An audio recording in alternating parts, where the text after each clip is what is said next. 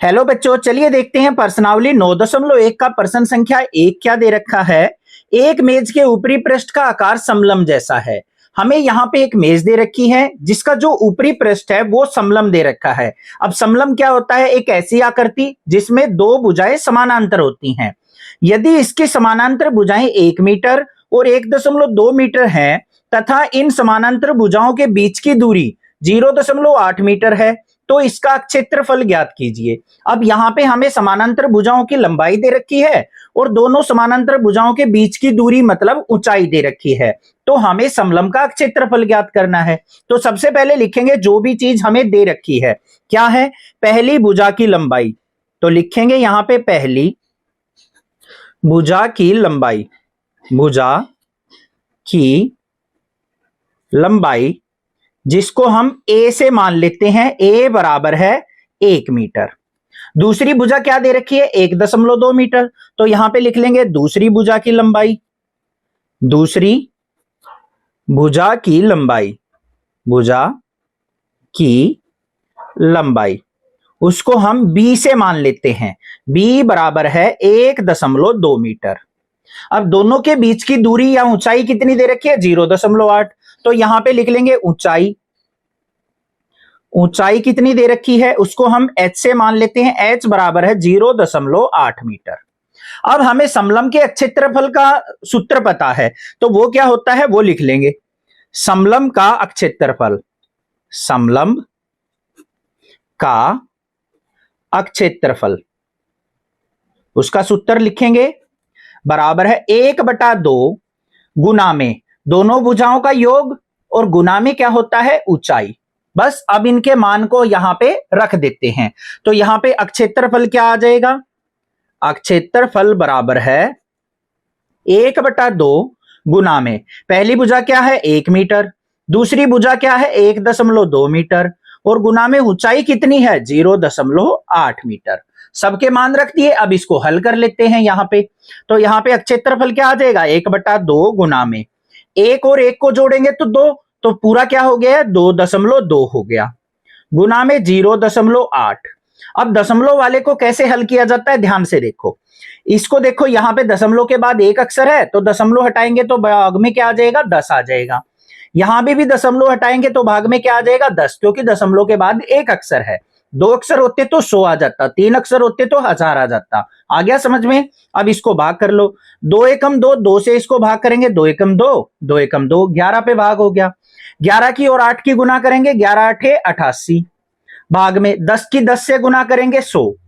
अब नीचे कितनी जीरो हैं? 2 जीरो हैं, तो 2 अक्षर छोड़ के हम दशमलव लगा देंगे तो क्षेत्रफल क्या आ गया मेरे पास? क्षेत्रफल बराबर है 0.88। अब ये मीटर में यहां पे थी इकाई हमारी, तो मीटर स्क्वायर यहां पे क्या हो जाएगा हमारा उत्तर। एक समलंब का क्षेत्रफल 34 सेंटीमीटर स्क्वायर है, उसकी ऊंचाई 4 सेंटीमीटर है। समानांतर भुजाओं में से एक की 10 सेंटीमीटर लंबाई है तो दूसरी समानांतर भुजा की लंबाई ज्ञात करनी है। अब प्रश्न के अंदर क्या दिया है सबसे पहले वो समझो। हमें एक समलंब दे रखा है जिसका क्षेत्रफल 34 सेंटीमीटर स्क्वायर है, दो समानांतर भुजाओं की दूरी 4 सेंटीमीटर है, एक समानांतर भुजा 10 सेंटीमीटर है, तो इन सब की मदद से हमें दूसरी समानांतर भुजा ज्ञात करनी है। तो सबसे पहले क्या लिखेंगे? जो भी चीज हमें दे रखी है वो लिख दो। पहले दे रखा है हमें समलंब का क्षेत्रफल, तो लिखेंगे यहां पे समलंब का क्षेत्रफल, समलंब का क्षेत्रफल कितना दे रखा है? बराबर है 34 सेंटीमीटर स्क्वायर या फिर 34 वर्ग सेंटीमीटर। इसकी ऊंचाई 4 सेंटीमीटर दे रखी है। ऊंचाई का मतलब दोनों समानांतर भुजाओं के बीच की दूरी, तो यहां पे ऊंचाई क्या आ गई हमारी? ऊंचाई जिसको हम h से लिखते हैं बराबर है कितनी है? 4 सेंटीमीटर।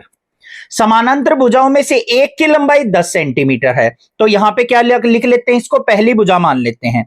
पहली भुजा की लंबाई, पहली भुजा की लंबाई, भुजा की लंबाई उसको हम किससे मानते हैं? ए से मान लेते हैं। ए बराबर है 10 सेंटीमीटर।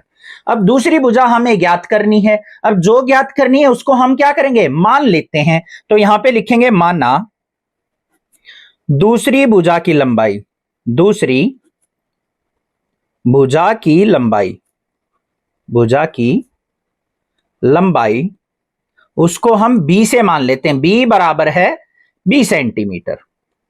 ये हमने क्या मान ली? 20 सेंटीमीटर मान ली। अब भाई यहां पे हम क्या लगाएंगे? समलंब के अक्षेत्रफल का सूत्र लगा लेंगे। तो क्या होता है? समलंब का अक्षेत्रफल का अक्षेत्रफल, सूत्र जरूर लिखेंगे हर एक सवाल के अंदर। 1/2 गुना में दोनों भुजाओं का योग, जो समानांतर भुजा है उनका योग, और गुना में क्या लिखेंगे? ऊंचाई। अब इनके मान को यहां पे रख देते हैं बस। तो यहां पे ध्यान से देखो, समलंब का क्षेत्रफल कितना दे रखा है? 34 बराबर है 1/2 गुना में पहली भुजा क्या है? 10, दूसरी भुजा हमने क्या मानी है? b, गुना में ऊंचाई कितनी है? 4। इसको हल करना है तो पहले 2 एकम 2, 2 दूनी 4। तो हमारे पास क्या आ गया यहां पे? 34 बराबर है 2 की अंदर गुना करो, दोनों से होगी। 2 की 10 से गुना की तो 2 ढाई 20, जमा में 2 की 20 से गुना करेंगे तो 2b। 20 को ले जाओ बाईं तरफ, तो यहां पे क्या आ जाएगा? 34 घटा 20 बराबर है 2b। 34 में से 20 गया तो 14 बराबर है 2b। अब 2 यहां पे गुना में है, बाईं तरफ जाएगा तो क्या हो जाएगा? ये भाग में हो जाएगा। तो यहां पे क्या आ जाएगा? 14 भाग में 2 बराबर है b। 2 से भाग करेंगे 2 सते 14, तो b बराबर है क्या आ गया? 7 सेंटीमीटर। तो दूसरी भुजा की लंबाई कितनी आ गई हमारी? 7 सेंटीमीटर। ये क्या आ गया? उत्तर। एक समलंब के आकार के खेत ABCD की बाड़ की लंबाई 120 मीटर है। हमें एक समलंब आकार का खेत ABCD दे रखा है जिसकी बाड़ की लंबाई 120 मीटर है। अब बाड़ क्या होती है? आपने खेतों के चारों तरफ देखा होगा कि तार लगी हुई होती है जिससे कि आवारा पशु खेत के अंदर ना आ सके। तो यहां पे देखो, A से B, B से C, C से D और D से A, चारों तरफ जो तार लगा हुआ है उसकी लंबाई 120 मीटर है। BC 48 metre, CD 17 metre, AD 40 metre है। और इस खेत की 3 भुजाएं जो कि हमें 48, 17 और 40 मीटर दे रखी हैं। तो इस खेत का क्षेत्रफल हमें ज्ञात करना है। ठीक है। अब और क्या दे रखा है? भुजा AB समानांतर भुजाओं AD तथा BC पर लंब है। अब हमें दे दिया कि जो AD और BC जो है वो दोनों तो समानांतर भुजाएं हैं और AB जो है इन दोनों पे लंब है। मतलब ये दोनों समानांतर भुजाओं के बीच की दूरी है या फिर ऊंचाई दे रखी है। अब देखो, सबसे पहले हमें क्या दे रखा है? पूरी बाड़ की लंबाई दे रखी है। तो इसका मतलब चारों भुजाओं का योग क्या कहलाता है? हमारा परिमाप कहलाता है। तो यहां पे क्या लिखेंगे हम? समलंब का परिमाप। समलंब का परिमाप वो हमें दे रखा है 120 मीटर। अब इसकी मदद से हम क्या निकाल लेंगे? क्या चीज हम निकाल सकते हैं वो सोचनी है। अब देखो बच्चों, समलंब का क्षेत्रफल का सूत्र क्या होता है? 1/2 गुना में समानांतर भुजाओं का योग गुना में ऊंचाई। अब ऊंचाई हमें AB दे रखी है, AB का मान हमें नहीं पता, तो उसको हम परिमाप की मदद से निकाल सकते हैं। परिमाप क्या होता है? चारों भुजाओं का जोड़। तो यहां पे देखो, AB जमा में BC जमा में CD और जमा में DA, इन चारों भुजाओं का योग कितना है? 120 मीटर। अब AB तो हमें ज्ञात करना है, तो AB को AB रहने दो। जमा में BC का मान कितना दे रखा है? 48। CD का मान कितना है? 17। और AD या DA का मान कितना है? 40 इक्वल टू 120 मीटर। हल कर लेते हैं इसको। AB जमा में 48 और 17 को अगर हम जोड़ेंगे तो कितना हो गया? 65 और 40 105 बराबर है 120। 105 को हम राइट साइड लेके जाएंगे, दाई साइड, तो ये घट जाएगा। तो AB बराबर है क्या आ गया? 120 घटा में 105, तो AB बराबर आ गया मेरा 15 मीटर। तो ये जो ऊंचाई थी ये कितनी आ गई? 15 मीटर आ गई। अब हमें ज्ञात क्या करना है? समलंब का क्षेत्रफल। तो सबसे पहले क्या लिखेंगे? समलंब के क्षेत्रफल का सूत्र लिखेंगे। समलंब का अक्षेत्रफल बराबर है 1/2 गुना में दोनों भुजाओं का योग। समानांतर भुजाएं क्या है? AD और BC, तो AD जमा में BC गुना में ऊंचाई क्या है? AB। अब हमें क्या करना है? इनका मान रख देना है बस, तो अक्षेत्रफल अपने आप आ जाएगा। तो यहां पे देखो, अक्षेत्रफल बराबर है 1/2 गुना में एडी कितना है बच्चों 40, जमा में बीसी कितना है 48 और गुना में ऊंचाई कितनी है 15। इसको हल कर देते हैं तो देखो क्या आएगा 1/2 गुना में 40 और 48 को जोड़ेंगे तो 88 गुना में 15, 2 से भाग करो 2 एकम 2, 2 चौके 8, 2 चौके 8, तो हमारे पास क्या आ गया 44 गुना में 15। ये आ गया ना। तो क्षेत्रफल क्या आ जाएगा देख लो, यहां पे इनकी गुना कर देते हैं, बिल्कुल आसान गुना है। 15 चौके 60 हासिल 6, 15 चौके 60 और 6 66, तो 660। अब यहां पे इकाई देखो मीटर है तो वर्ग मीटर क्या हो जाएगा यहां पे क्षेत्रफल। ये आ गया उत्तर। एक चतुर्भुज आकार के खेत का विकर्ण 24 मीटर है। हमें ए बी सी डी एक चतुर्भुज दे रखा है जिसके एक विकर्ण एसी की लंबाई 24 मीटर दे रखी है और शेष सम्मुख शीर्षों से इस विकर्ण पर खींचे गए लंब 8 मीटर और 13 मीटर हैं। अब दो शीर्ष बच गए, बी से हमने एक लंब खींच दिया जिसकी लंबाई क्या है 13 मीटर और डी से हमने एक लंब खींचा जिसकी लंबाई क्या है 8 मीटर है। तो इस खेत का क्षेत्रफल हमें ज्ञात करना है। तो हम आसानी से इसका क्षेत्रफल ज्ञात कर सकते हैं। कैसे? अगर मुझे यहां पे दोनों विकर्ण दे रखे होते तो मैं चतुर्भुज का क्षेत्रफल का सूत्र लगा देता, 1/2 गुना में पहला विकर्ण गुना में दूसरा विकर्ण। परंतु हमें यहाँ पे दूसरा विकर्ण नहीं दे रखा, तो हम इस चतुर्भुज का क्षेत्रफल कैसे ज्ञात करेंगे? बिल्कुल आसान है, ध्यान से समझो। हम सबसे पहले ए बी सी त्रिभुज का क्षेत्रफल निकाल लेंगे, फिर हम त्रिभुज एडीसी का क्षेत्रफल ज्ञात कर लेंगे और दोनों को जोड़ देंगे तो आंसर आ जाएगा हमारे पास चतुर्भुज एबीसीडी का क्षेत्रफल। है ना आसान? अब जो भी चीज दे रखी है उसको हम पहले लिख लेते हैं। तो यहां पे लिखेंगे लंब की लंबाई, लंब की ऊंचाई लिख लो या लंबाई लिख दो।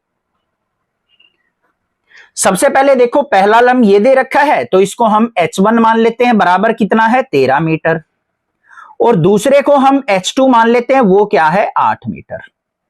उसके बाद विकर्ण की लंबाई दे रखी है तो यहां पे लिख देंगे विकर्ण की लंबाई, विकर्ण की लंबाई वो क्या मान ली हमारी क्या है AC, बराबर है 24 मीटर। ठीक है बच्चों, इतनी बात समझ में आ गई। अब आपके माइंड में एक क्वेश्चन आ रहा होगा, एक प्रश्न आ रहा होगा कि सर आपने AC विकर्ण ही 24 मीटर क्यों माना, BD क्यों नहीं माना? आप BD भी मान सकते हो। अगर आप BD विकर्ण मानोगे बच्चों तो शीर्ष हमारे सम्मुख क्या बच जाएंगे, शीर्ष A और C। A से लंब हमारा 13 मीटर हो जाएगा, C से 8 मीटर हो जाएगा, बस बिल्कुल आसान है। अब हमें क्या निकालना है, यहां पे क्षेत्रफल ज्ञात करना है। तो क्या होगा, चतुर्भुज का क्षेत्रफल, चतुर्भुज का क्षेत्रफल किसके बराबर होगा, त्रिभुज ABC का क्षेत्रफल। उसमें क्या जोड़ना है, हमें जमा करना है त्रिभुज ADC का क्षेत्रफल, का क्षेत्रफल। इन दोनों का हम क्या करेंगे, क्षेत्रफल जोड़ देंगे। तो देखो भाई कैसे निकाल लेंगे, यहां पे सबसे पहले देखो त्रिभुज का क्षेत्रफल कैसे निकलेगा। ये AC तो आधार दे रखा है और B जो है ये हमारा क्या है, लंब दे रखा है। तो यहां पे क्या सूत्र लगेगा, 1/2 गुना में आधार क्या है AC गुना में लंब क्या है H1, पहली त्रिभुज के अंदर, जमा करना है हमें दूसरी त्रिभुज का क्षेत्रफल। इसमें भी क्या हो जाएगा, 1/2 गुना में आधार क्या रहेगा AC और लंब क्या हो जाएगा, ये क्या है H2। आसान है। अब दोनों के अंदर देखो साझा क्या है, 1/2 गुना AC इसमें भी है, 1/2 गुना AC इसमें भी है, तो इसको कॉमन निकाल लो, साझा कर लो। 1/2 गुना AC इंटू यहां पे क्या आ जाएगा H1 जमा में H2।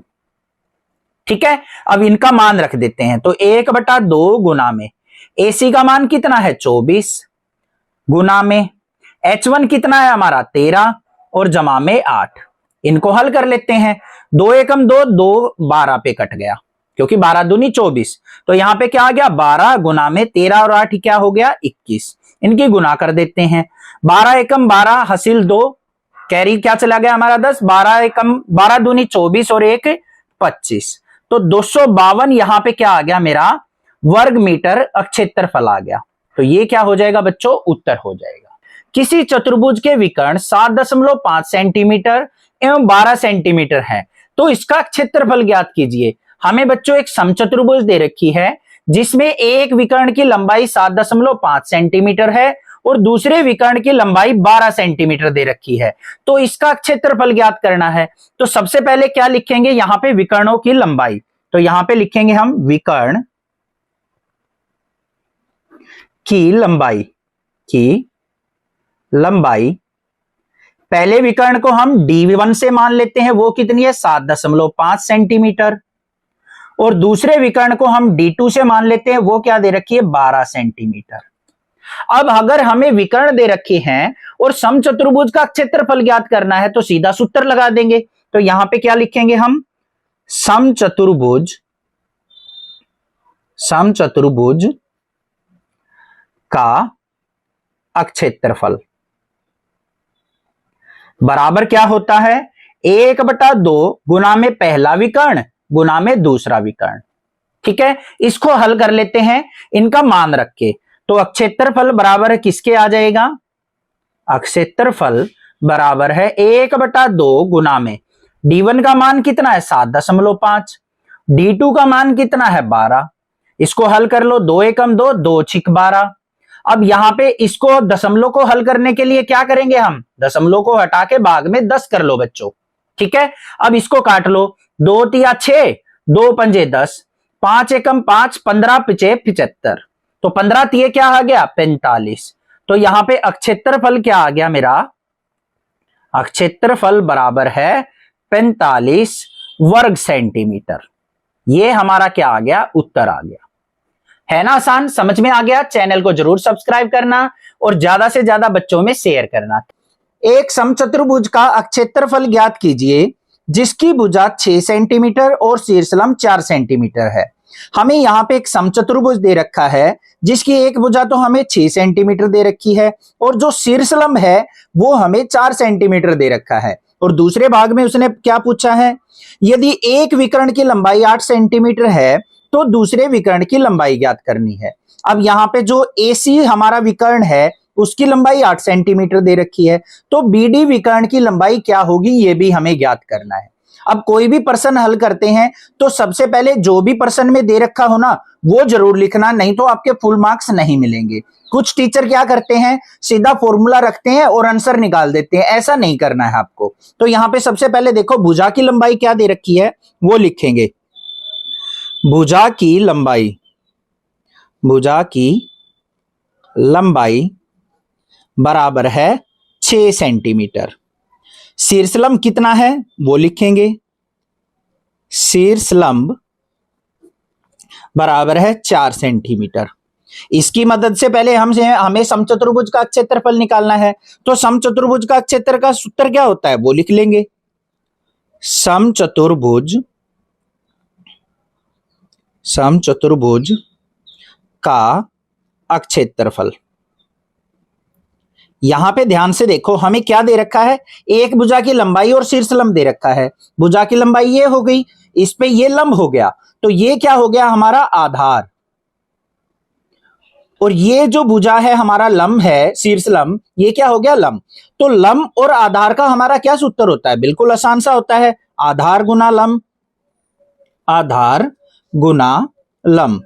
अगर हम इन दोनों की गुना कर दे तो हमारे पास क्या आ जाएगा, समचतुर्भुज का अक्षेत्रफल आ जाएगा। तो यहां पे अक्षेत्रफल देख लो क्या आ जाएगा, अक्षेत्रफल बराबर है, आधार कितना है 6 सेंटीमीटर और लंब कितना है 4 सेंटीमीटर, तो हमारे पास 6 चौका क्या आ गया 24। अब यहाँ पे इकाई देख लो सेंटीमीटर है, तो वर्ग सेंटीमीटर क्या आ गया मेरा अक्षेत्रफल इस समचतुर्भुज का।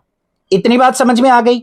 अब यहां पे विकर्ण की लंबाई दे रखी है हमें, तो यहां पे क्या लिखेंगे अगले भाग में, एक विकर्ण की लंबाई, एक विकर्ण की लंबाई किससे मानते हैं हम विकर्ण को, D1 से, वो क्या दे रखी है हमें 8 सेंटीमीटर। दूसरे विकर्ण की हमें ज्ञात करनी है लंबाई, तो उसको हम मान के चल पड़ेंगे, तो यहां पे लिखेंगे माना दूसरे विकर्ण की लंबाई, दूसरे विकर्ण की लंबाई उसको हम किससे मान लेते हैं D2 सेंटीमीटर से। ठीक है बच्चों। अब D1 और D2 अगर हमें विकर्ण दे रखे हों और समचतुर्भुज का क्षेत्रफल ज्ञात करना हो तो हम क्या करेंगे, कौन सा सूत्र लगाएंगे? यहां पे देखो, समचतुर्भुज का क्षेत्रफल, समचतुर्भुज का क्षेत्रफल किसके बराबर होता है? 1/2 गुना में पहले विकर्ण की लंबाई गुना में दूसरे विकर्ण की लंबाई। हमें यह सूत्र क्यों लगाना पड़ा? ध्यान से देखो, हमें इस समचतुर्भुज का क्षेत्रफल पता लग गया, तो इसकी मदद से हम यहां पे दूसरे विकर्ण की लंबाई ज्ञात कर सकते हैं। तो यहां पे इनका मान रख दो। समचतुर्भुज का क्षेत्रफल अभी अभी हमने कितना निकाला था? 24 बराबर है 1/2 गुना में D1 क्या है हमारा पहला विकर्ण 8, D2 क्या है हमें ज्ञात करना है। 2 एकम 2, 2 चौके 8, यहां पे 4 गुना में, इधर आएगा भाग में हो जाएगा, तो क्या लिखेंगे? 24 भाग में 4 बराबर है D2। 4 एकम 4, 4 छीक 24, तो यहां पे क्या आ गया? दूसरा विकर्ण। इस प्रकार से लिखेंगे, दूसरा विकर्ण बराबर है 6 सेंटीमीटर। तो दूसरे विकर्ण की लंबाई क्या होगी? 6 सेंटीमीटर होगी। इस प्रकार से आपको इस प्रश्न को हल करना है, आपके फुल एंड फुल मार्क्स मिलेंगे। किसी भवन के फर्श में समचतुर्भुज के आकार की 3000 टाइलें हैं। एक भवन है, घर है, जिसके एक फर्श में 3000 समचतुर्भुज आकार की टाइलें लगी हुई हैं। इनमें से प्रत्येक के विकर्ण 45 सेंटीमीटर और 30 सेंटीमीटर लंबाई के हैं। अब जो समचतुर्भुज की टाइल लगी हुई है ना, उसमें एक विकर्ण तो 45 सेंटीमीटर है और दूसरा 30 सेंटीमीटर का है। अब 4 रुपए प्रति वर्ग मीटर की दर से इस फर्श को पॉलिश करने का व्यय ज्ञात करना है। अब मान लो उसने क्या कहा है कि 1 वर्ग मीटर को पॉलिश करवाते हैं हम फर्श को, तो 4 रुपए खर्च होते हैं। तो पूरे फर्श को पॉलिश कराने का कुल कितना खर्चा आएगा? समझ में आ गया प्रश्न? देखो अब कैसे करेंगे। ये हमारे पास क्या थी? एक टाइल थी जिसकी आकृति हमें दे रखी है, और ये मान लो हमारा पूरा फर्श है, इसके अंदर यहां पे 3000 टाइलें ऐसे लगी हुई हैं। अब हम क्या करेंगे? एक टाइल का क्षेत्रफल निकाल लेंगे पहले, और उसको हम 3000 से गुना कर देंगे, तो पूरे फर्श का एक क्षेत्रफल आ जाएगा या नहीं आ जाएगा? आ जाएगा ना। फिर उसको हम 4 से गुना कर लेंगे, तो हमारे पास क्या आ जाएगा? कुल खर्च आ जाएगा। अब यहां पे प्रश्न में एक इंटरेस्टिंग सी चीज दे रखी है, मजेदार चीज, जहां पे बच्चे गलती करते हैं वो ध्यान से समझ लो कैसे करनी है। सबसे पहले देखो, यहां पे कुल टाइलें कितनी है वो लिखेंगे। जो भी चीज दे रखा है ना वो जरूर लिखें। कुल टाइलें बराबर है 3000। अब हमें समचतुर्भुज के विकर्ण दे रखे हैं, तो यहां पे क्या लिखेंगे? विकर्ण D1 बराबर है, पहले विकर्ण को D1 मान लेते हैं हम, क्या है? 45 सेंटीमीटर। दूसरे विकर्ण को D2 से मान लेते हैं, वो क्या है? 30 सेंटीमीटर। अब एक टाइल का क्षेत्रफल ज्ञात करना है, तो हमें कौन सा सूत्र लगाना पड़ेगा? समचतुर्भुज का क्षेत्रफल, क्योंकि हमारी टाइल की आकृति कैसी है? समचतुर्भुज है। तो यहां पे लिखेंगे हम समचतुर्भुज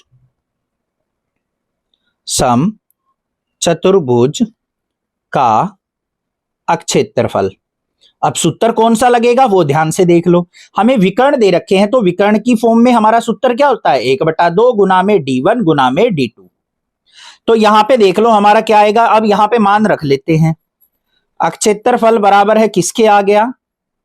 1/2 गुना में D1 क्या है? 45 और D2 क्या है? 30। 2 से भाग करेंगे, 2 एकम 2, 2 15 30, 15 दूनी 30 होता है। 15 की और 45 की गुना कर लो। 15 पिछे 75 हासिल 7, 15 चौके 60 और 7 67, 675 वर्ग सेंटीमीटर क्या आ गया? एक टाइल का क्षेत्रफल आ गया। समझ में आ गई? अब हमें टोटल देखनी है कितनी टाइलें लगी हुई हैं फर्श में? 3000 टाइलें। तो 3000 टाइलों का क्षेत्रफल निकाल लेना है, तो यहां पे लिखेंगे 3000 टाइलों का क्षेत्रफल। अब ध्यान से देखो बच्चों, एक टाइल का क्षेत्रफल ये है। 2 टाइलों का निकालना हो तो हम क्या करेंगे? इसको 2 से गुना कर लेंगे। 3 टाइलों का निकालना है तो 3 से गुना कर लेंगे, और 3000 टाइलों का निकालना है तो हम इसको किससे गुना करेंगे? 3000 से गुना कर लेंगे। तो यहां पे क्या आ गया? 675 गुना में 3000। अब गुना कैसे करनी है ध्यान से देख लो। 3 जीरो है तो 3 जीरो ऐसे की ऐसे लगा लो। 3 की 5 से गुना की, 3 पंजे 15 हासिल 1, 3 सत्ते 21 और 1 22 हासिल 2, 3 चिक 18 और 2 20, 20,25,000 वर्ग सेंटीमीटर क्या आ गया मेरा कुल क्षेत्रफल आ गया पूरे फर्श का जिसको कि पॉलिश करनी है। ठीक है, यहां तक तो आसान है, सभी कर लेते हैं। गलती कहां होती है वो ध्यान से समझ लो। यहां पे देखो क्या कहा है, 4 रुपए प्रति वर्ग मीटर की दर से अगर फर्श को पॉलिश करना हो तो दर हमें किसकी दे रखी है, वर्ग मीटर की दे रखी है, और हमारा क्षेत्रफल क्या है, वर्ग सेंटीमीटर आया है। तो हमें इसको किस में बदलना पड़ेगा, पहले वर्ग मीटर में बदलना पड़ेगा। अब वर्ग मीटर में कैसे बदला जाएगा वो भी ध्यान से समझो। अब आपको पता है बच्चों, 1 मीटर में कितने सेंटीमीटर होते हैं, 100 सेंटीमीटर होते हैं या नहीं, और 1 सेंटीमीटर में कितने मीटर होंगे, इसको 100 को नीचे ले आओ तो 1/100 मीटर, यही होते हैं ना। 1 सेंटीमीटर में कितने होते हैं, 1/100 मीटर। इस 100 को नीचे ले आए हम। ठीक है, अब हमें क्या चाहिए, सेंटीमीटर स्क्वायर चाहिए। सेंटीमीटर स्क्वायर कैसे बनेगा, 1 सेंटीमीटर गुना में 1 सेंटीमीटर, इसकी 2 बार गुना करनी पड़ेगी। तो यहां पे भी 2 बार कर लेंगे, 1/100 गुना में 1/100। बात आई समझ में कुछ। तो सेंटीमीटर से अगर मीटर में बदलना है तो हमें किससे करना पड़ेगा, 1/10,000 से गुना करना पड़ेगा, या फिर इसको 10,000 से भाग करना पड़ेगा। ठीक है बच्चों, समझ में आ गई। सेंटीमीटर स्क्वायर से अगर मीटर स्क्वायर में हमें बदलना है, वर्ग मीटर में बदलना है, तो 10,000 से हमें भाग करना पड़ेगा। तो यहां पे देख लो, हमारा टाइलों का क्षेत्रफल किसके बराबर हो जाएगा बच्चों, 20,25,000 सेंटीमीटर स्क्वायर हमें दे रखा है। अगर इसको हमें क्या करना होता, खाली मीटर में बदलना होता तो हम 100 से भाग कर देते। हमें करना है किसमें, वर्ग मीटर में, तो हम यहां पे 2 बार 100 से भाग करेंगे। तो जहां पे 2 जीरो से 2 जीरो कट गई, 1 जीरो से 1 जीरो, 1 जीरो बच गई, तो एक अक्षर के बाद हम दशमलव लगा देंगे। तो यहां पे क्या आ गया, 202.5 वर्ग मीटर। ये आ गया मेरा कुल क्षेत्रफल। अब आसानी से हो जाएगा। तो यहां पे लिखेंगे कुल खर्च बराबर है, 1 वर्ग मीटर का कितना खर्च है, 4 रुपए। 202.5 का कितना हो जाएगा, 202.5 को हम किससे गुना कर लेंगे, 4 से गुना कर लेंगे। 4 से गुना कर लो, 4 पंजे 20, जीरो आ गया, 0.2 हासिल। 4 दूनी 8 और 2 10, और 4 दूनी 8, तो 810 रुपए जो है टोटल खर्चा आएगा हमारा पूरे फर्श को पॉलिश करवाने का। मोहन एक समलंब के आकार का खेत खरीदना चाहता है। इस खेत की नदी के साथ वाली भुजा सड़क के साथ वाली भुजा के समानांतर है और लंबाई में दुगनी है। यहां पे क्या कहा है, मोहन जो एक समलंब आकृति का खेत खरीद रहा है जिसमें एक भुजा के साथ में तो रोड है और दूसरी भुजा के साथ में नदी बनी हुई है, और नदी के साथ वाली जो भुजा है ना वो रोड की भुजा से डबल दे रखी है, मतलब दुगनी दे रखी है। इस खेत का अगर क्षेत्रफल 10,500 वर्ग मीटर है और दो समानांतर भुजाओं के बीच की दूरी 100 मीटर है, तो नदी के साथ वाली भुजा की लंबाई ज्ञात कीजिए। तो यहां पे हमें और क्या दे रखा है, जो वो खेत खरीद रहा है उसका क्षेत्रफल दे दिया 10,500 वर्ग मीटर, और दोनों भुजाओं के बीच की लंबवत दूरी ऊंचाई जो दे दी वो दे दी 100 मीटर। तो हमें नदी के साथ वाली भुजा की लंबाई ज्ञात करनी है। ठीक है, अब सबसे पहले देखो इस प्रश्न में दे क्या रखा है, लंबवत दूरी दे रखी है, उसको लिख लो। ये क्या है, लंबवत दूरी, जिसको कि हम ऊंचाई भी लिखते हैं, h से लिखते हैं, वो कितनी दे रखी है, 100 मीटर दे रखी है। अब यहां पे समलंब का क्षेत्रफल क्या दे रखा है वो लिख लेंगे। समलंब का क्षेत्रफल वो हमें दे रखा है 10,500 वर्ग मीटर, ये हो गई। अब भाई हमें और क्या दे रखी है, यहां पे और कुछ भी नहीं दे रखा। अब यहां पे ध्यान से देखो, जो ये खेत है हमारा, रोड के साइड वाली भुजा और जो नदी के साइड वाली भुजा है, इनका आपस में एक रिलेशन दे रखा है। क्या दे रखा है कि नदी के साइड वाली भुजा जो है वो रोड के साइड वाली भुजा की दुगनी है, मतलब ये दुगनी है, ये आधी है। ये अगर मान लो मैं x मान लू तो ये कितनी हो जाएगी, इसकी डबल, दुगनी 2x हो जाएगी, ऐसे ही तो होगी। तो हम क्या करेंगे, यहां पे रोड वाली भुजा को मान लेते हैं। तो क्या लिखेंगे, माना सड़क के साथ वाली भुजा, सड़क के साथ वाली भुजा, वो क्या मान ली हमने, x मीटर मान ली कि वो जो है x मीटर है। तो नदी के साथ वाली भुजा क्या हो जाएगी, नदी के साथ वाली भुजा वो इसकी दुगनी हो जाएगी, मतलब 2x मीटर हो जाएगी। इतनी बात समझ में आ गई। अब हमें क्या करना है, समलम खेत का अक्षेत्रफल का सूत्र लगा देना है बस। तो यहां पे क्या होगा, समलम का अक्षेत्रफल, ये हमने क्यों लगाया, क्योंकि हमें समलम का क्षेत्रफल दे रखा है। किसके बराबर होता है, 1/2 समानांतर भुजाओं का योग, तो a जमा b, और गुना में क्या होता है, ऊंचाई होती है। अब इनके मान को रख देंगे बस। तो मान देखो यहां पे क्या है, अक्षेत्रफल बराबर है 1/2 गुना में समानांतर भुजाओं का योग, एक भुजा तो x है और दूसरी भुजा 2x है, और गुना में उनके बीच की ऊंचाई कितनी है, 100 है। अब क्षेत्रफल देखो कितना दे रखा है, 10,500, वो भी रख देंगे। 10,500 बराबर है, 2 से इसको भाग कर लो, 2 से भाग करेंगे तो 50 आ गया। यहां पे 2x और x को जोड़ेंगे तो बच्चों कितना हो गया, 3x, और गुना में 50। ठीक है, अब यहां पे देख लो क्या आ जाएगा, 10,500 बराबर है 50 की और 3 की गुना करेंगे 150x, 150 यहां गुना में है, इधर आएगा भाग में हो जाएगा। तो क्या हो गया, 10,500 भाग में 150 बराबर है x। 0 से 0 कट गई, 15 से इसको भाग करेंगे तो क्या आएगा, 15 सत्ते 105 और 0, तो x बराबर क्या आ गया मेरा, 70 मीटर। तो जो रोड के साथ वाली भुजा थी उसकी लंबाई आ गई मेरी, कितनी आ गई, 70 मीटर। परंतु हमें क्या निकालनी है, नदी के साथ वाली भुजा। तो यहां पे लिखेंगे नदी के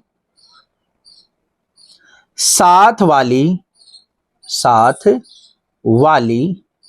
भुजा क्या होगी, 2x, दुगनी होगी। तो यहां पे x का मान रख देंगे, तो 2 गुना में 70 बराबर है 140 मीटर। तो ये जो भुजा होगी हमारी वो क्या होगी, इस खेत की 140 मीटर होगी। एक ऊपर उठे हुए चबूतरे का ऊपरी पृष्ठ अष्टभुज के आकार का है, जैसा कि आकृति में दर्शाया गया है। हमें यहां पे दे रखा है कि एक चबूतरा है जिसका ऊपर वाला भाग जो है अष्टभुज के आकार का है, मतलब 8 भुजाओं वाला है।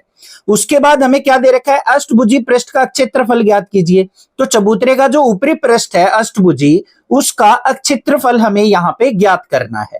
अब बच्चों आपको कोई भी सूत्र नहीं पता कि अष्टभुज का क्षेत्रफल कैसे ज्ञात करते हैं, तो ऐसे केस में आपको क्या करना होता है, जो हमारी आकृति होती है उसको अलग अलग भागों में बांट लेते हैं। तो यहां पे ध्यान से देखो, जो ऊपर वाला भाग है, यहां से ऊपर वाला, वो कैसा दिखाई दे रहा है, हमें समलम दिखाई दे रहा है, क्योंकि ये भुजा और ये भुजा क्या है, आपस में समानांतर, और यहां पे ये इनके बीच की दूरी या ऊंचाई दे रखी है।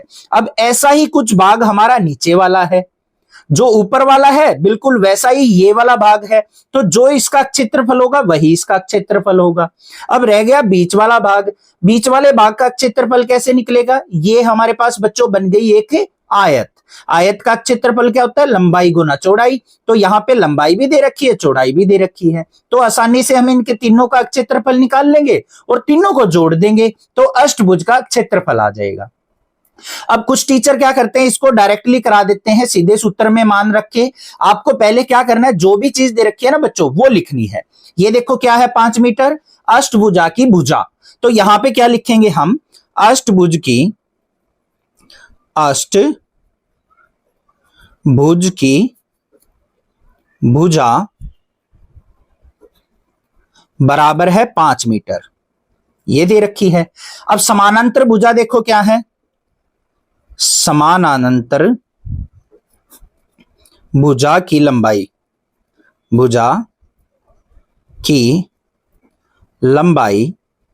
वो क्या दे रखी है, ये 5 मीटर है तो ये भी 5 मीटर होगी। सारी भुजाएं क्या होंगी, इसकी 5 मीटर होंगी अष्टभुजी की।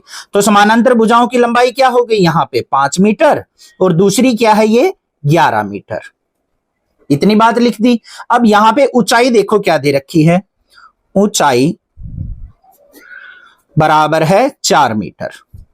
अब यहां पे अष्टभुज का क्षेत्रफल देख लो कैसे निकलेगा। उसका सूत्र लिखेंगे, पहले सूत्र बनाएंगे। अष्टभुज का अक्षेत्रफल। अब ध्यान से देखो बच्चों, ऊपर क्या है समलंब, नीचे क्या है समलंब। कितने समलंब हो गए? 2 हो गए। तो ये किसके बराबर आएगा यहां पे सूत्र? 2 गुना में समलंब का क्षेत्रफल, समलंब का क्षेत्रफल। और साथ में हम क्या कर देंगे? जमा कर देंगे किसका? आयत का क्षेत्रफल, आयत का क्षेत्रफल। ये बात समझ में आ गई या नहीं आ गई? फिर देख लो एक बार, ऊपर भी समलंब है, नीचे भी समलंब है। तो हम एक समलंब का अगर क्षेत्रफल निकाल लेंगे तो दूसरे का क्या हो जाएगा? 2 से गुना कर दो, दोनों का हो गया। और इसमें जोड़ देंगे हम क्या? बीच वाली आयत के क्षेत्रफल को। अब इसका सूत्र लिख लेंगे यहां पे, तो क्या हो जाएगा? क्षेत्रफल बराबर है 2 गुना में, क्या होता है समलंब का क्षेत्रफल? 1/2 गुना में समानांतर भुजाओं का योग a जमा b, और गुना में क्या होता है? ऊंचाई। ये लिख दिया। फिर जमा में आयत का क्षेत्रफल क्या होता है? लंबाई गुना में चौड़ाई।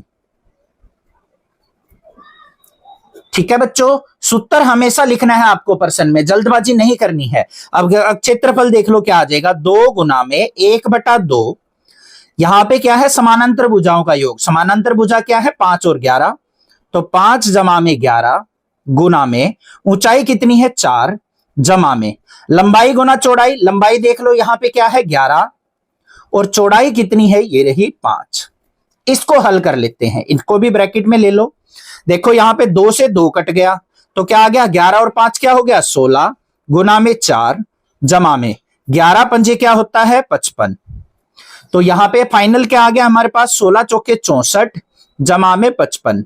64 और 55 को जोड़ देंगे तो हमारे पास क्या आ जाएगा? 119 वर्ग मीटर। ये हमारा क्या आ जाएगा? उत्तर आ जाएगा पूरे अष्टभुज का क्षेत्रफल। एक पंचभुज आकार का बगीचा है जैसा कि आकृति में दर्शाया गया है। यहां पे देखो एक 5 भुजाओं की आकृति का एक बगीचा बना हुआ है। इसका क्षेत्रफल ज्ञात करने के लिए ज्योति और कविता ने इसे 2 विभिन्न तरीकों से विभाजित किया। अब यहां पे क्या करते हैं? ज्योति और कविता इस आकृति को 2 विभिन्न तरीकों से विभाजित कर लेती हैं। ये तो ज्योति ने इसको विभाजित कर लिया बिल्कुल बीच से, और कविता ने इसको यहां से विभाजित कर लिया। दोनों तरीकों का उपयोग करते हुए इस बगीचे का क्षेत्रफल ज्ञात कीजिए। अब इस तरीके से भी और इस तरीके से भी, दोनों तरीकों से हमें क्या करना है? इस बगीचे का क्षेत्रफल ज्ञात करना है। क्या आप इसका क्षेत्रफल ज्ञात करने की कोई और विधि भी बता सकते हैं? तो हमें बताना है कि इसका क्षेत्रफल क्या हम दूसरी विधि से भी ज्ञात कर सकते हैं। तो सबसे पहले हमें क्या करना है? इन दोनों का क्षेत्रफल ज्योति और कविता के तरीके से ज्ञात करना है। तो सबसे पहले हम क्या लेके चलेंगे? यहां पे ज्योति का तरीका लेके चलेंगे। तो यहां पे क्या लिखेंगे हम? ज्योति के आरेख से, आरेख भी लिख सकते हैं या तरीके से, आरेख से। अब यहां पे आ जाओ भाई, ये है हमारा ज्योति का डायग्राम। ज्योति का जो हमारा एरिया है, जिस तरीके से उसने विभाजित किया है उसको ध्यान से देख लो। यहां पे अगर हम इसका नाम लिखें तो क्या नाम लिख सकते हैं? ऐसे A, B, C, D और E, और जो ये मध्य बिंदु है इसको हम क्या मान लेते हैं? कोई भी बिंदु P मान लेते हैं। तो हम क्या करेंगे? ये नीचे वाला जो हिस्सा है वो क्या है? एक समलंब है। ऊपर की तरफ इधर वाला हिस्सा है वो भी समलंब है। तो दोनों समलंब का क्षेत्रफल ज्ञात कर लेंगे और दोनों को जोड़ देंगे तो हमारे पास किसका क्षेत्रफल आ जाएगा? ज्योति के तरीके का क्षेत्रफल आ जाएगा। आ जाएगा या नहीं आ जाएगा? तो यहां पे क्या लिखेंगे हम? पंचभुज का क्षेत्रफल, पंचभुज का क्षेत्रफल किसके बराबर होगा? समलंब ABCP, ABCP जमा में समलंब, दूसरा कौन सा है? AEDP, AEDP। इन दोनों समलंब के क्षेत्रफल को अगर मैं जोड़ देता हूं तो पंचभुज का क्षेत्रफल आ जाएगा या नहीं आ जाएगा? ठीक है, अब यहां पे सूत्र लगा लेते हैं। समलंब ABCP के अंदर क्या होगा हमारा सूत्र? 1/2 गुना में समानांतर भुजाओं का योग। अब समानांतर भुजा देखो कौन सी है बच्चों, यहां पे BC और AP, तो यहां पे लिखेंगे BC जमा में AP, और गुना में क्या होती है, दोनों समानांतर भुजाओं के बीच की दूरी या फिर ऊंचाई। अब यहां पे देखो ये समानांतर भुजा है और ये समानांतर भुजा है, इनके बीच की दूरी कौन सी हुई, CP, तो यहां पे गुना में CP लिख देंगे। फिर क्या करेंगे, जमा में समलंब AEDP के अंदर आ जाओ, तो क्या लिखेंगे 1/2 गुना में समानांतर भुजा कौन सी हो गई, AP और ED, तो यहां पे लिखेंगे AP जमा में ED, और गुना में क्या आ जाएगी ऊंचाई, ये क्या है हमारी इन दोनों के बीच की दूरी PD, तो यहां पे लिख देंगे PD। अब इसके अंदर से देखो ध्यान से क्या हमारा साजा आ रहा है, कॉमन क्या आ रहा है। साजा निकालने से पहले इनका मान रख लेते हैं। देखो यहां पे 1/2 गुना में BC कितना है, यहां पे ये देखो ऊंचाई कितनी है 15, जमा में AP कितनी है, बीच की ऊंचाई ये 30, CP का मान हमें नहीं पता तो इसको गुना में CP रहने देते हैं, जमा में 1/2, AP कितना है भाई, A से P ये देखो 30 मीटर दे रखा है, और ED कितना है हमारा ये 15 मीटर, और गुना में PD हमें नहीं पता। ठीक है, ये हो गया हमारा। अब यहां पे देखो इन दोनों के अंदर से ये और ये साझा आ रहा है तो इसको बाहर निकाल लेते हैं, तो क्या आ गया 1/2 गुना में 15 और 30 क्या हो गया 45, और यहां पे क्या बच गया मेरे पास CP जमा में PD, ये बच गया या नहीं। अब CP जमा में PD, CP और PD को अगर जोड़ते हैं तो पूरा क्या आ जाएगा CD, तो यहां पे क्या लिख देंगे 1/2 गुना में 45 और गुना में CD, और CD का मान कितना है 15, तो यहां पे रख देते हैं 1/2 गुना में 45 और गुना में 15। इसको हल कर लेते हैं यहां पे, तो पहले हमें क्या करना पड़ेगा, यहां पे 45 की और 15 की गुना करनी है, तो 45 और 15 की गुना कर लेते हैं। 15 पिछे 75 हासिल 7, 15 चौके 60 और 7 67, तो ये आ गया मेरे पास 675 भाग में 2। ये आ गया क्या नहीं आ गया। अब 2 से भाग कर लो, 2 से भाग करेंगे 2 तिया 6, 2 तिया 6 15 हो गया, 2 सते 14, 337.5 वर्ग मीटर क्या आ गया मेरा अक्षेत्रफल आ गया किसका, ज्योति के तरीके का। इतना समझ में आ गया। अब चलते हैं कविता के तरीके पे।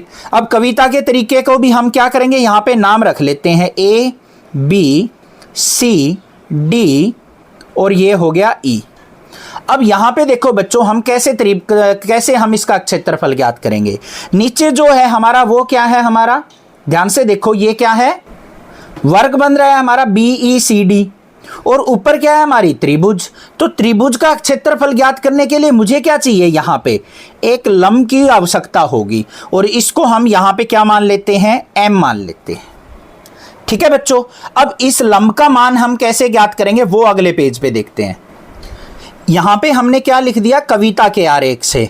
कविता के आरेख से हमारा पंचभुज का क्षेत्रफल क्या हो जाएगा, पंचभुज का क्षेत्रफल, बड़े ध्यान से समझना ये प्रश्न आपको, बराबर है किसके होगा, त्रिभुज ABE का क्षेत्रफल, त्रिभुज ABE का क्षेत्रफल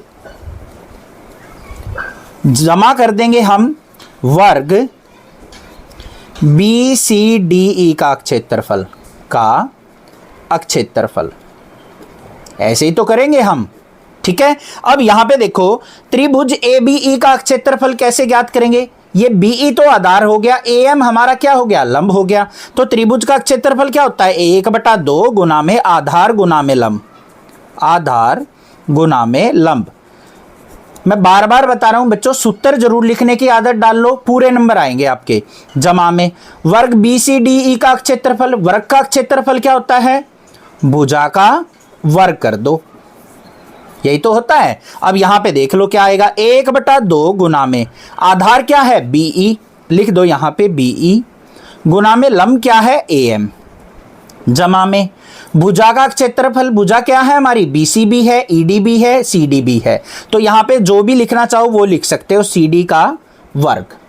अब हमें देखो क्या क्या मान चाहिए, हमें BE का मान तो हमें पता है, BE बराबर CD के है, ये 15 मीटर है तो ये BE भी 15 होगा। हमें AM का मान निकालना है, तो AM बराबर किसके होगा हमारा, ध्यान से देखो AM किसके बराबर होगा, ये यहां से A से लेके D तक ये पूरा कितना है 30, और ये नीचे नीचे का कितना है हमारा, ये देख लो नीचे का कितना है 15, तो ऊपर का क्या आ जाएगा 30 घटा 15, ऐसे ही तो निकाल लेंगे हम। ध्यान से समझो एक बार फिर, हमें AM का मान ज्ञात करना है। ये पूरा कितना है, यहां से लेके यहां तक 30 है, और यहां से लेके यहां तक, ये यहां से यहां तक 15 है, तो ऊपर का मान कितना रह जाएगा 30 घटा 15, तो यहां पे लिख देंगे 30 घटा 15, और AM क्या आ जाएगा हमारा, AM बराबर है 15 मीटर। अब सभी के मान रख देते हैं, बस उत्तर आ जाएगा। 1/2 गुना में BE का मान कितना है भाई, BE CD के बराबर है, तो ये 15 हो गया, गुना में AM कितना है हमारा, अभी निकाला है 15, जमा में CD क्या है हमारा 15, तो 15 का वर्ग ये कर दिया। इसको हल कर देते हैं, क्या आएगा 1/2 गुना में 15 गुना में 15 जमा में 15 का वर्ग का मतलब क्या है बच्चों, 15 की 2 बार गुना, ये हो गया। अब यहाँ पे हम क्या करेंगे, इसको हल कर लेते हैं, तो क्या आएगा 15 की गुना क्या होती है 225 भाग में 2 जमा में 15 की गुना कितनी हो गई, ये 225। हल कर लो, 2 से भाग कर लो, 2 एकम 2, 2 एकम 2, 2 दूनी 4, 112.5 और जमा में 225, दोनों को जोड़ेंगे तो कितना आ गया 337.5 वर्ग मीटर। और यही एक क्षेत्रफल किसका आया था, ज्योति का आया था, और यही एक क्षेत्रफल किसका आ गया हमारा, कविता का आ गया। संलग्न पिक्चर फ्रेम के आरेख की बाहरी एवं अंत विमाएं क्रमशः 24 सेंटीमीटर गुना 28 सेंटीमीटर एवं 16 सेंटीमीटर गुना 20 सेंटीमीटर है।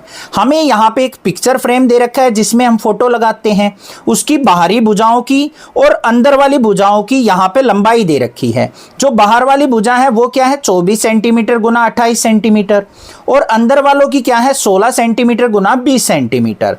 यदि फ्रेम के प्रत्येक खंड की चौड़ाई समान है तो प्रत्येक खंड का क्षेत्रफल ज्ञात कीजिए। अब उसने क्या कहा है, जो भी ये खंड बने हुए हैं चारों, इनकी चौड़ाई सबकी बराबर है, तो हमें इन चारों का क्षेत्रफल ज्ञात करना है। तो कैसे करेंगे, सबसे पहले हम क्या करते हैं, इन चारों खंडों को अलग अलग नाम दे लेते हैं। इसको हम 1 मान लेते हैं, इसको 2, इसको 3 और इसको 4 मान लेते हैं। ये 4 खंड हो गए हमारे। इन चारों खंडों का क्षेत्रफल ज्ञात करना है। अब खंडों का क्षेत्रफल ज्ञात करने से पहले हमें इसकी चौड़ाई ज्ञात करनी पड़ेगी, तो यहां पे लिखेंगे खंड की चौड़ाई, खंड की चौड़ाई। पहले चौड़ाई ज्ञात कर लेते हैं। ध्यान से देखो, यहां से लेके यहां तक भुजा कितनी है भाई 24 सेंटीमीटर, और यहां से लेके यहां तक कितनी है 16, तो यहां पे क्या लिखेंगे 24 घटा में 16 बराबर कितनी आ गई 8 सेंटीमीटर। ये चौड़ाई किसकी आ गई बच्चों, इस वाले की भी और इस वाले की भी, इन दोनों हिस्सों की चौड़ाई आ गई है। ध्यान से देखो, ये पूरी भुजा यहां से लेके यहां तक 24 सेंटीमीटर थी, और यहां से लेके यहां तक ये कितनी है 16, तो ऊपर वाले और नीचे वाले की जोड़ के कितनी आ गई 8 सेंटीमीटर। तो एक वाले हिस्से की क्या आ जाएगी हमारी 8 भाग में 2, इसको 2 भागों में डिवाइड कर देंगे तो बराबर है क्या आ गई 4 सेंटीमीटर। चौड़ाई कितनी आ गई 4 सेंटीमीटर। तो चारों के चारों खंडों की चौड़ाई हो गई 4 सेंटीमीटर। अब क्षेत्रफल कैसे ज्ञात करें, क्षेत्रफल ज्ञात करना बिल्कुल आसान है। चारों के चारों जो खंड हैं वो समलंब दे रखे हैं, तो यहां पे देख लो हमारे क्या आएगा, आकृति 1 और 2 का क्षेत्रफल, 1 और 2 का क्षेत्रफल बराबर होगा, बिल्कुल ये वाले और इस वाले का बिल्कुल बराबर होगा। तो किसके बराबर हो जाएगा 1/2 गुना में समानांतर भुजाओं का योग और गुना में ऊंचाई। बस, तो यहां पे देख लो क्या आ जाएगा 1/2 गुना में समानांतर भुजाएं कौन सी हैं 16 सेंटीमीटर और 24, तो 16 जमा में 24 गुना में ऊंचाई कितनी है इसकी, ये देखो 4 है ना, तो सभी खंडों की चौड़ाई बराबर दे रखी है, तो ऊंचाई कितनी हो गई 4। इसको हल कर लो, तो 1/2 गुना में 16 और 24 कितना हो गया 40 गुना में 4, 2 से भाग करेंगे 20 आ गया, 20 चौका क्या हो गया 80 वर्ग सेंटीमीटर। ये एक क्षेत्रफल हो गया 1 और 2 भाग का। अब ऐसे ही हमें क्या करना है 3 और 4 का निकाल लेना है। आकृति 3 और 4 का क्षेत्रफल, 3 और 4 का क्षेत्रफल। फिर हम क्या सूत्र लगाएंगे भाई, समलम का क्षेत्रफल लगाना है क्योंकि समलम है। 1/2 गुना में समानांतर भुजाओं का योग गुना में ऊंचाई। तो देख लो यहां पे मान रख दो 1/2। अब इस वाले में देखो भुजा एक 28 है, एक 20 है, तो 28 जमा में 20 और चौड़ाई क्या हो जाएगी, मतलब ये ऊंचाई 4, क्योंकि सबकी बराबर दे रखी है। हल कर लो इसको, 1/2 गुना में 28 और 20 क्या हो गया 48 गुना में 4, 2 एकम 2, 2 दूनी 4, 48 दूनी क्या होता है 96, 96 वर्ग सेंटीमीटर क्या आ गया क्षेत्रफल। ये हमारा क्या आ गया उत्तर। बस इस प्रकार से हमने क्या कर लेना है, दोनों के दोनों का, इसका और इसका, इसका और इसका, तो सभी खंडों का क्षेत्रफल ज्ञात कर लेना है। चैनल को सब्सक्राइब, वीडियो को लाइक जरूर करना। Thank you students.